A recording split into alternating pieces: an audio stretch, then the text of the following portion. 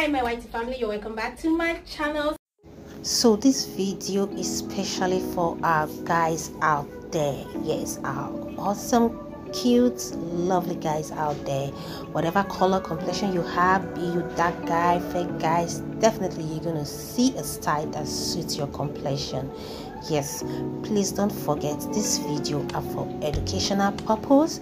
Is to give you styles, beautiful styles, ideas for you to rock that special occasion.